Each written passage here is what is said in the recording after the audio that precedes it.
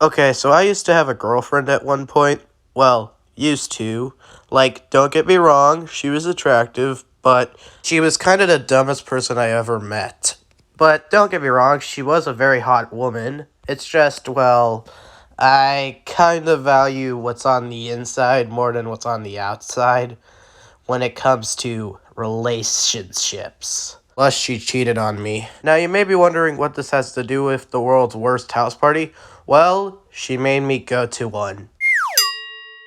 Okay, so this house party was one of her friends' house parties. One thing I need to tell you about her friends' house parties is that they were mostly for older kids, which meant I did not know who the heck was there. So, yeah, it was kind of awkward from the beginning. Things got even worse when we headed inside. Like, I'm not gonna lie, this is what I was greeted with. A high schooler, drunk and sleeping on the floor, screaming, "Lippin' me grapes!" and the song Werewolves in London. In case you're wondering how the song goes, it sounds like this. Oh, Werewolves in London. Yeah. Now, that wouldn't be that bad, except they played it the entire time at the party. That was the only song playing at the party. Maybe they could have played another song like Monster Mash. Like, sure, that's a terrible song, but it's better than listening to Werewolves of London for 3 hours. Okay, so I then got thirsty at the party, so I decided to go get some punch for the punch bowl. Except there was a problem. Someone spiked the punch bowl. It wasn't with alcohol or cyanide. No, something far worse. I'll give you 3 seconds to guess.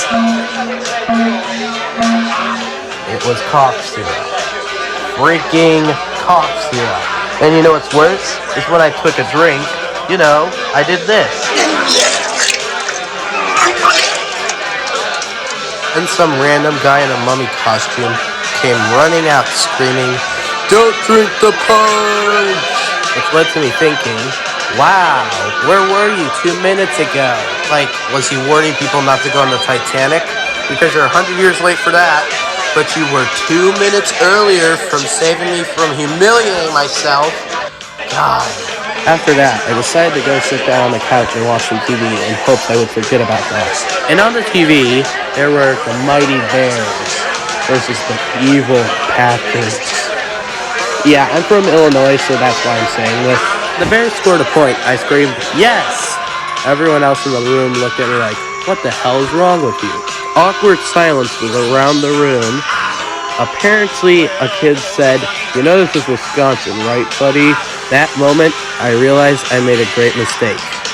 And then a kid walked over and spilled fruit punch on me. Decided to go find my girlfriend and ask her if we could leave. When I found her, she said to me, "But I'm having fun. Let's just stay. Be a man for once." Of course, at that point in time, I still respected her, so I stayed, being miserable and all. Okay, so I decided to go play some